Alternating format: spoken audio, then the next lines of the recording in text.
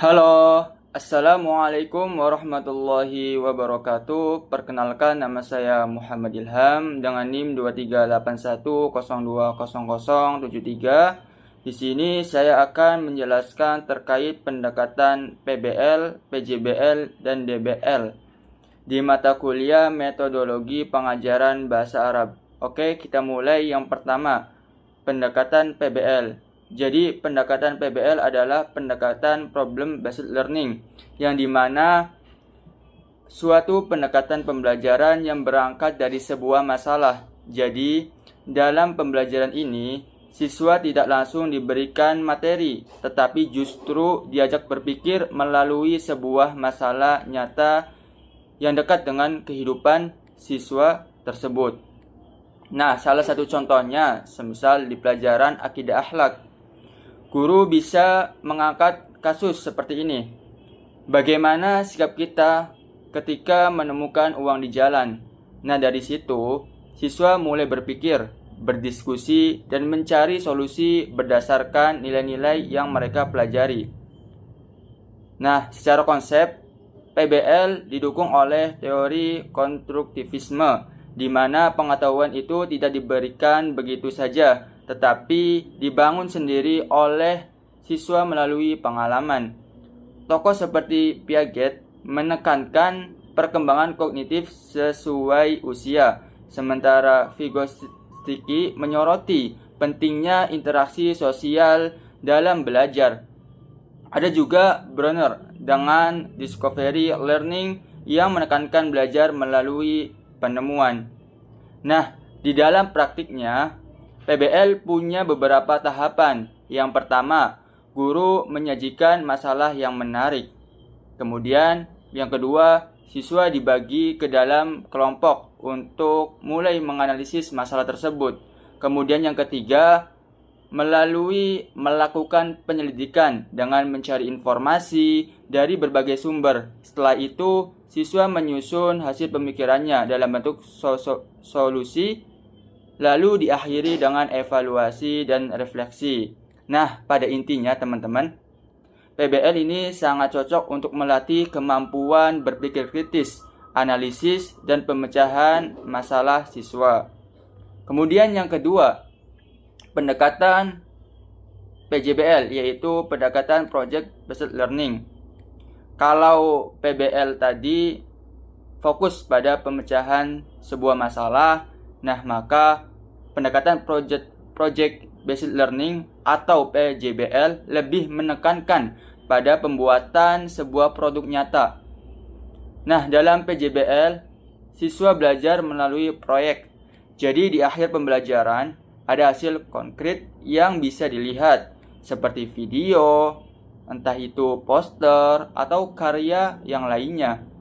Misalnya, di dalam pelajaran akidah akhlak, siswa bisa membuat video tentang kisah Nabi.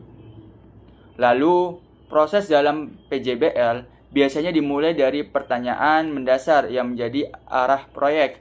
Lalu siswa merencanakan proyeknya, menemukan tujuannya, membagi tugas, dan membuat jadwal. Setelah itu, mereka melakukan investigasi dengan mengumpulkan informasi yang dibutuhkan. Nah, kemudian siswa membuat produk yang dipresentasikan. Di akhir mereka melakukan refleksi terhadap proses yang sudah dilalui. PJBL sangat bagus untuk melatih kreativitas, kerjasama, dan kemampuan menghasilkan karya. Jadi, siswa tidak hanya paham teori, tetapi juga bisa menghasilkan sesuatu atau menghasilkan sebuah produk. Nah, dari PBL dan PJBL tadi, kira-kira apa sih perbedaannya? Jadi, secara sederhana, PBL dan PJBL itu mirip, karena sama-sama membuat siswa aktif dan pembelajaran menjadi lebih konseptual. Bedanya, PBL lebih fokus pada proses berpikir dan menyelesaikan masalah, sedangkan PJBL lebih fokus pada hasil akhir yang berupa sebuah produk. Namun, keduanya sebenarnya bisa dikombinasikan.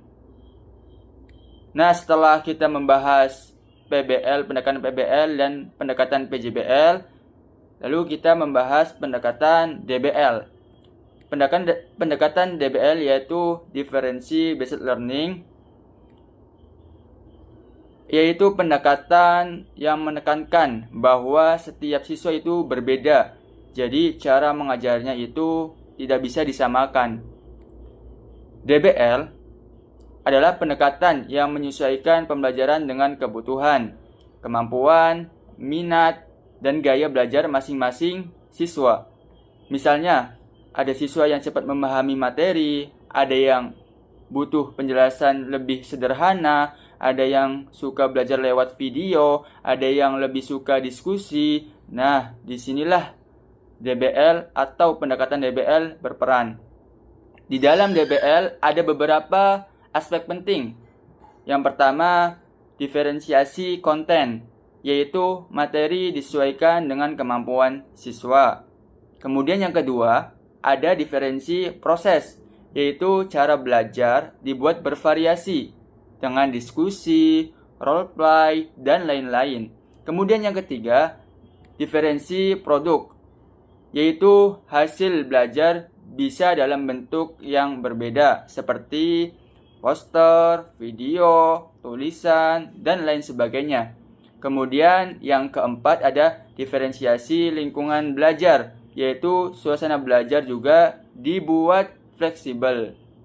Pendekatan ini didukung oleh berbagai teori seperti kecerdasan ganda dari Howard Gardner, teori sosial Bandura, hingga konsep Zone of Proximal Development dari Vygotsky.